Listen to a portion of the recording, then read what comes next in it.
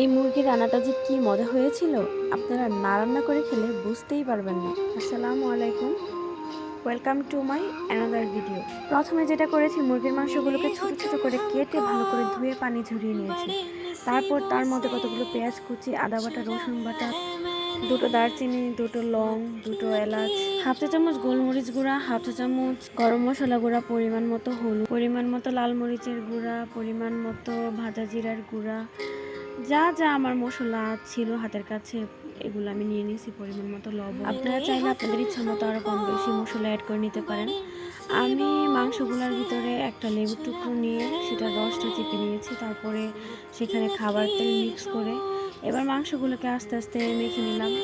মাংসগুলো মাখার সময় বিশ্বাস করবেন কি যে একটা ঘ্রাণ বের হচ্ছিল, মাখার পরের যে কালারটা সেটা দেখলেই বুঝতে পারবেন, মনে হচ্ছে যে এখন এটা রান্না হয়ে গেছে।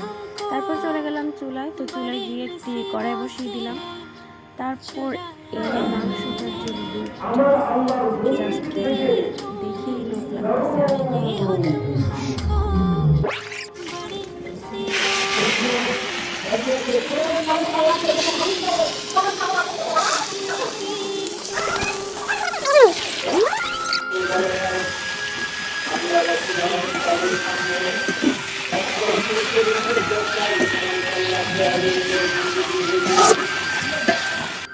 মাংস থেকে যখন তেল বেরোতে শুরু করেছে তখন আমি সেটার মধ্যে অল্প পরিমাণে পানি দিয়ে দিয়েছিলাম, আর খুবই অল্প পরিমাণে পানি দিয়ে আমি তরকারিটা রান্না করেছি।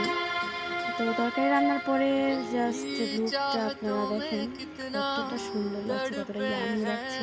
ভিডিওটা যখন এডিট করতেছি তখন আমার মনে ছিল যে আরেকবার খাই, কিন্তু এটা তো শেষ হয়ে গেছে, আর কীভাবে খাবো বলেন। কেউ যদি আমার ভিডিও দেখে রান্না করে থাকেন তাহলে আমার দাওয়াত দিন, আমি যাই আবার খেয়ে আসবো। তো আজকে এই পর্যন্ত। এই ভিডিওটা ভালো লাগলে অবশ্যই কমেন্টস করে জানাবেন। দেখা হবে পরবর্তী ভিডিওতে। তো সেই পর্যন্ত সবাই ভালো থাকবেন, সুস্থ থাকবেন। আল্লাহ হাফেজ।